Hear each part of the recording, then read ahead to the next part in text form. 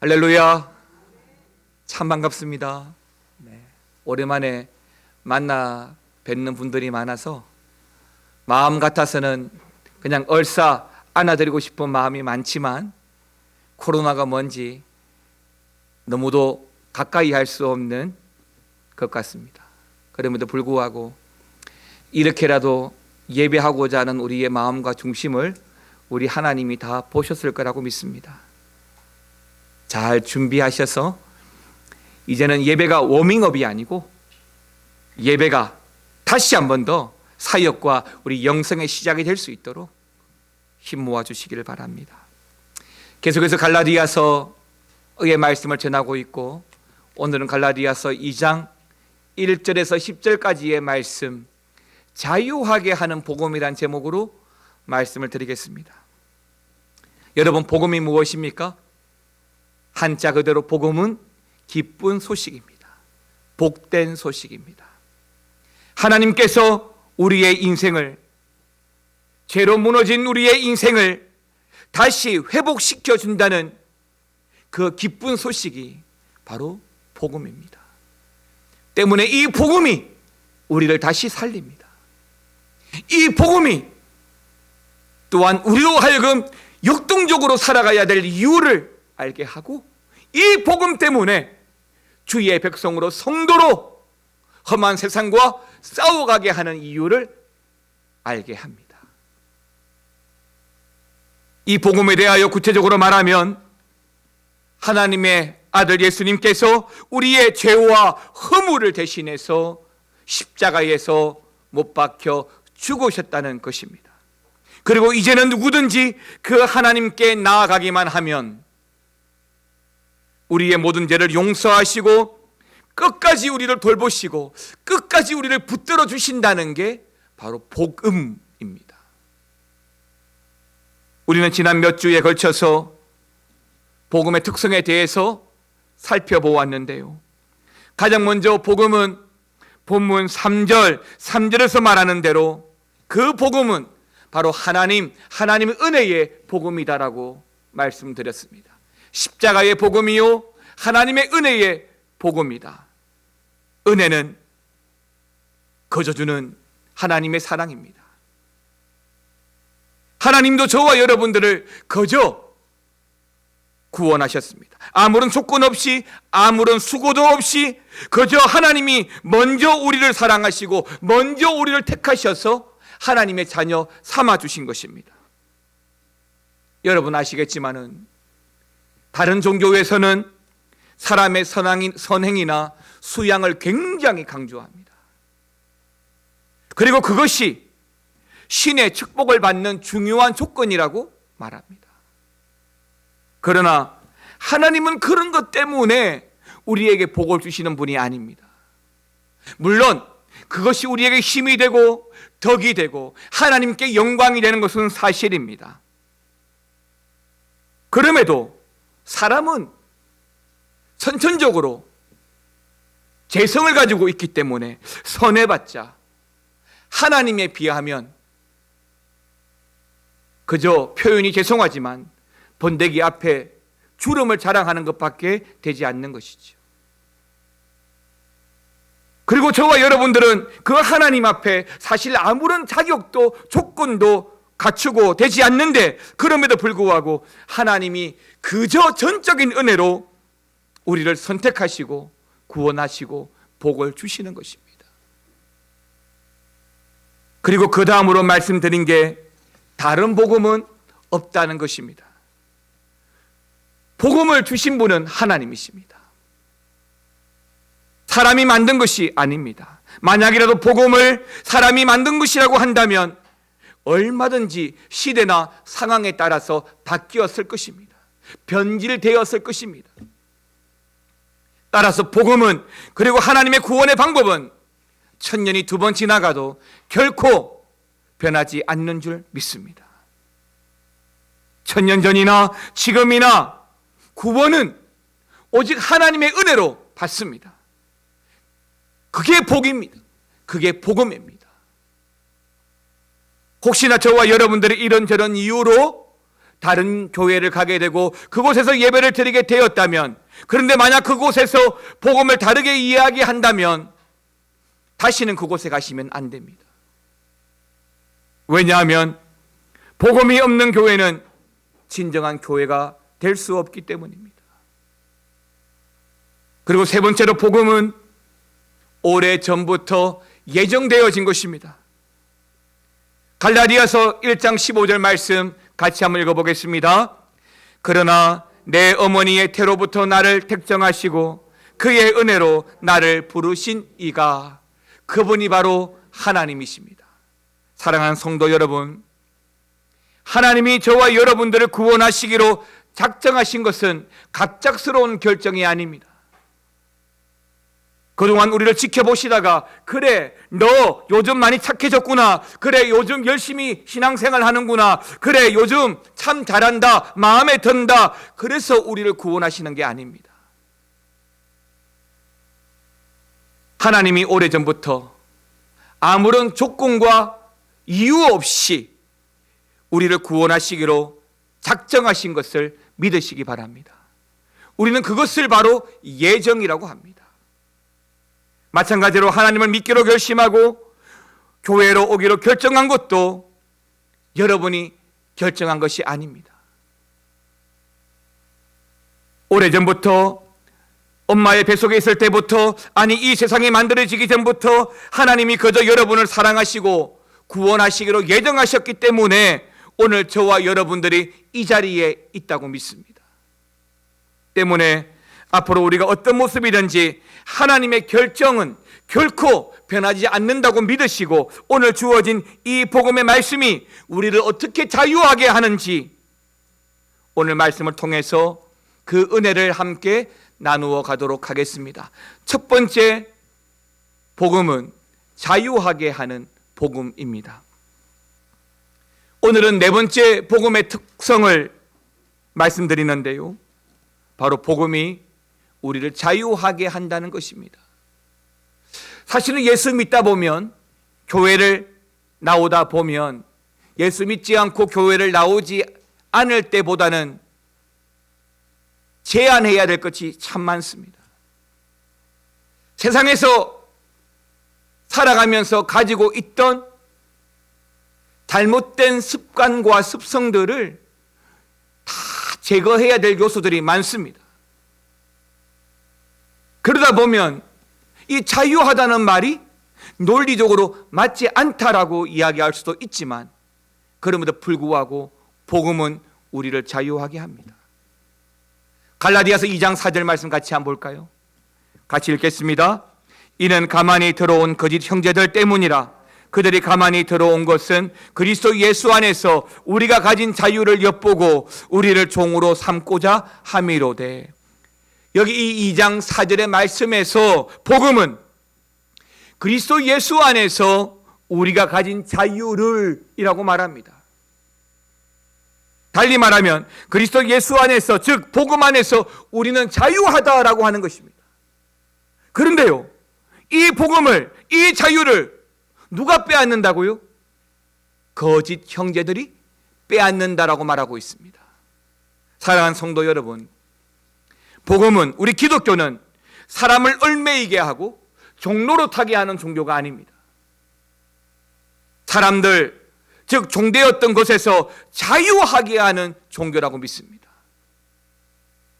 바로 죄에서부터 우리를 자유하게 해줍니다. 죄로 말미암아 수갑차고 살아가야 될 인생이 복음으로 말미암아 그 죄에서부터 벗어나서 하나님의 자유를 누리게 되었다는 것입니다. 죄를 끊어버리게 해주고 죄된 생활을 회개하고 청산하게 해줍니다. 특히 복음은 우리로 하여금 죄의 결과에서도 자유하게 해줍니다.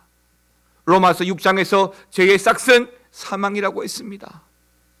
그럼에도 불구하고 그 죄의 결과에 대해서도 자유하게 할 수 있는 유일한 것이 바로 복음입니다. 사랑하는 성도 여러분, 세상에서도 죄를 지으면 당연히 벌을 받지 않습니까? 마찬가지로 죄인은 하나님의 심판을 받고 하나님과의 관계가 끊어지게 됩니다. 그렇습니다. 죄는 복음의 삶을 역행하게 하고 그 죄 때문에 하나님과 우리의 관계가 끊어진 것입니다. 그런데 우리는 예수님 때문에 그 죄를 다 용서받았습니다. 따라서 예수를 믿는 자는 결코 하나님의 심판을 받지 않게 되고 하나님의 관계가 끊어지지 않게 되고 오히려 그 복음으로 말미암아 하나님과 우리가 교통하게 되는 것입니다. 그래서 우리가 하나님께 기도할 때마다 하나님께서 그 기도를 들어주시는 거예요.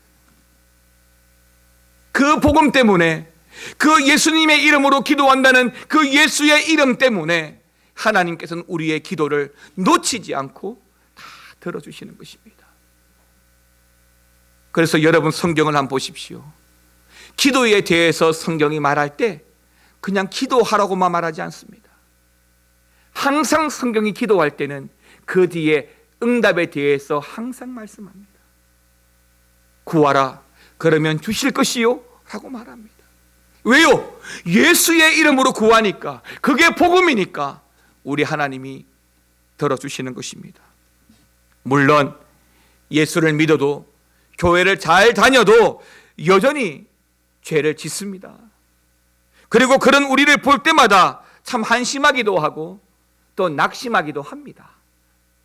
이러고도 내가 하나님의 사랑을 받겠나 싶기도 하고 또 하나님이 나를 싫어하시고 심판하실 것 같고 그런 두려운 마음이 드는 것도 사실입니다. 그러나 그때마다 복음은 아니야, 그럼에도 불구하고 하나님이 너를 사랑하셔 너를 용서하셔 그렇게 말씀합니다.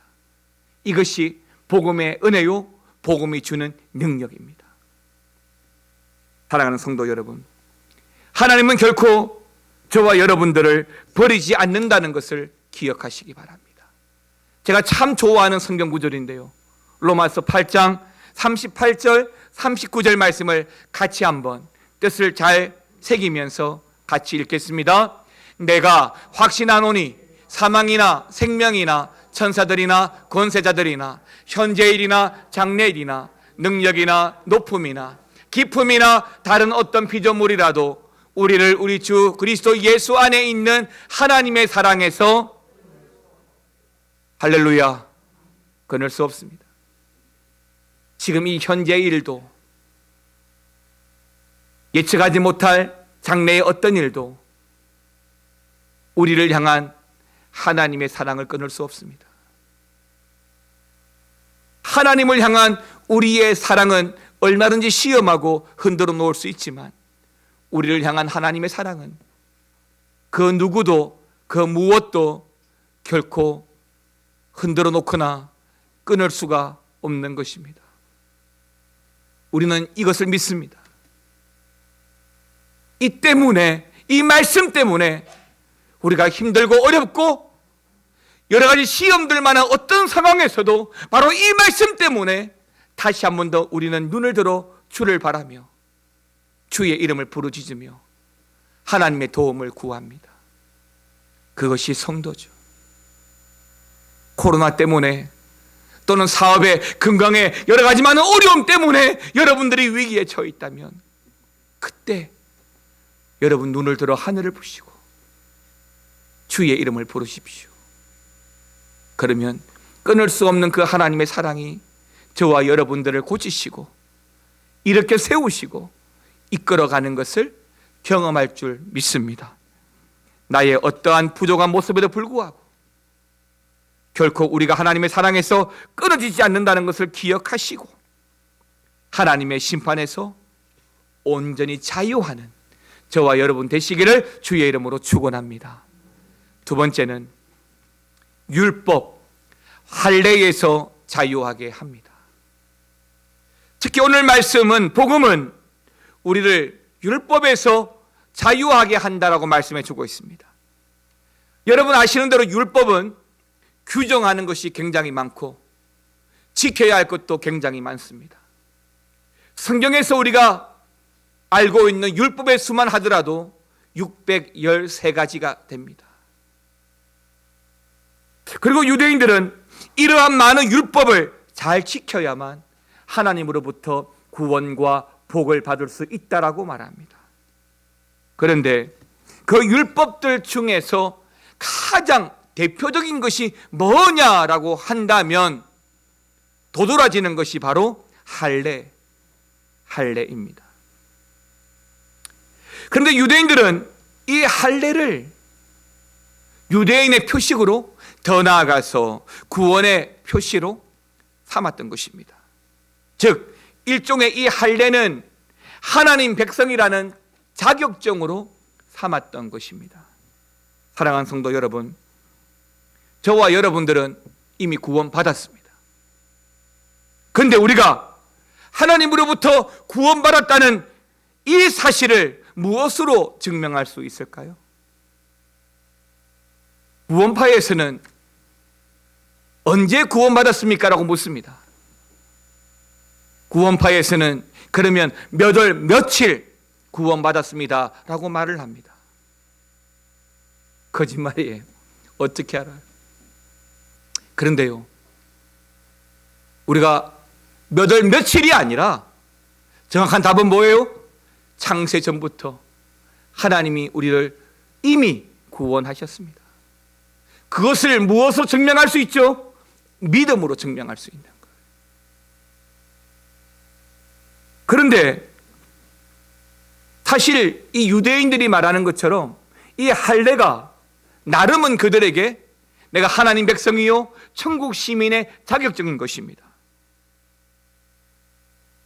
근데 우리에게 그런 게 있습니까? 없습니다. 구원받은 사람은 이마에 어떤 표식이 생기는 게 아닙니다. 그래서 유대인들은 그 표시를 만들었는데, 몸에 만들었는데 그게 바로 할례였던 것이죠. 그런데 문제가 생겼습니다. 교회 안에 문제가 생겼습니다. 유대인 기독교인들이 복음과 더불어 율법을 강조할 때에 교회 안에 문제가 생겼습니다. 유대인들이 예수님을 믿어도 여전히 율법을, 즉 할례를 포기하지 않는 겁니다. 예수를 믿어도 할례를 받아야 한다라고 주장하는 것입니다. 더 나아가서 자기들 뿐만 아니라 이방인 누구라도 우리와 같이 예수를 믿으려고 한다면 할례를 받아야 한다라고 주장을 하는 것입니다. 여러분 4절 말씀 다시 한 번 더 보십시오. 이는 가만히 들어온 거짓 형제들 때문인데 그들이 가만히 들어온 것은 그리스도 예수 안에서 우리가 가진 자유를 엿보고 우리를 종으로 삼고자 합니다. 할례로 말미암아. 바울이 14년 만에 다시 예루살렘으로 올라갑니다. 여기 예루살렘은 바로 예루살렘 교회를 말하는데, 예루살렘 교회는 사실 성경이 기록한 최초의 교회입니다. 예수님 승천 이후에 최초에 세워진 교회가 바로 이 예루살렘 교회입니다. 그런데 이 교회 성도들은 원래부터 유대인이다가 예수님을 믿었던 사람들입니다. 유대인으로 태어나고 유대인으로 살았습니다. 할례를 다 받았습니다. 그러다가 예수님을 영접했습니다.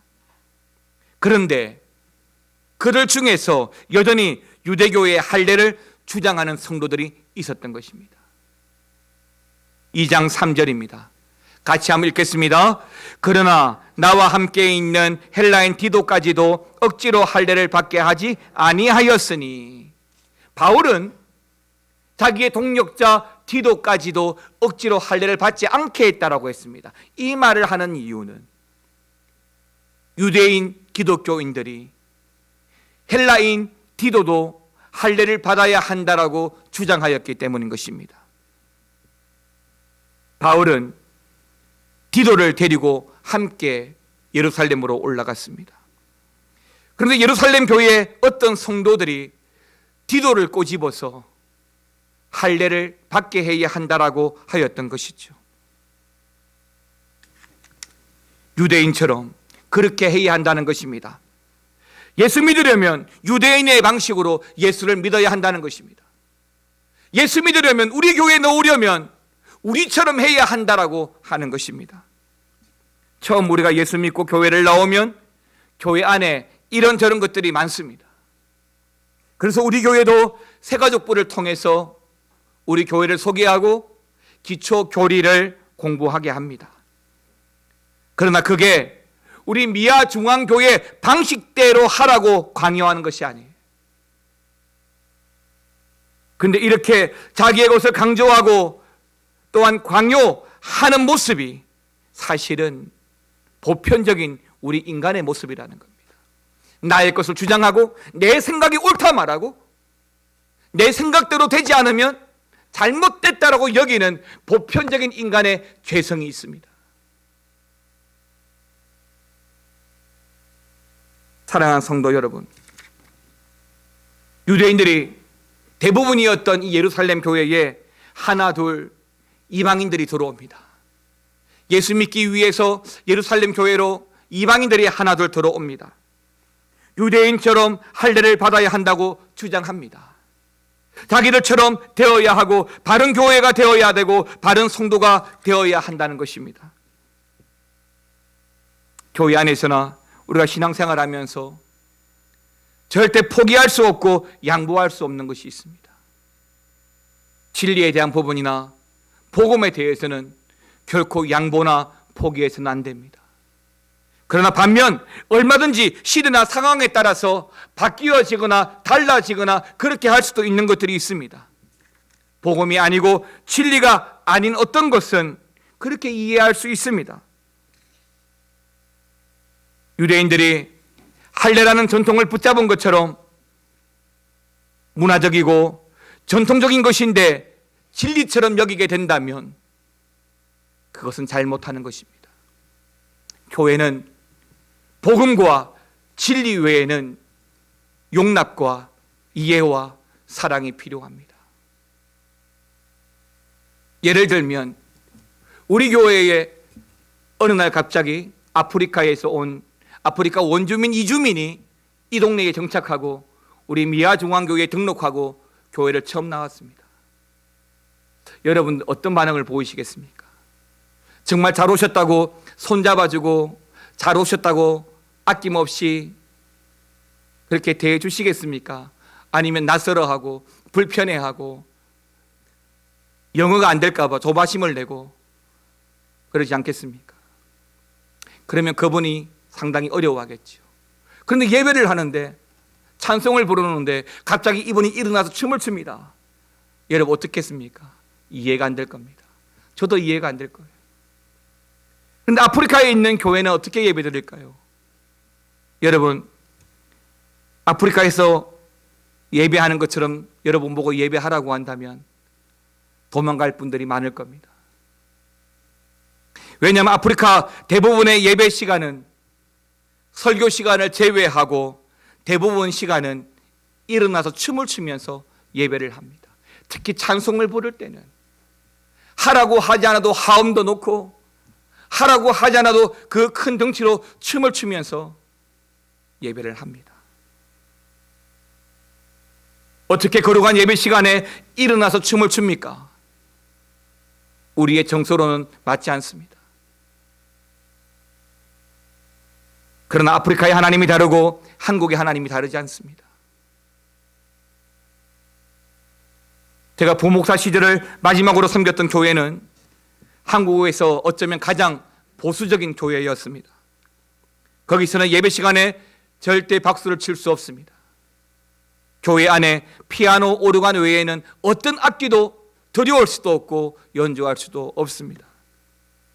그것이 초대교회의 예배 방식으로 여겼던 것입니다. 그런데 이게 당시에는 저를 남들보다 더 경건하게 하고 더 나아 보이게 만들어 주었습니다.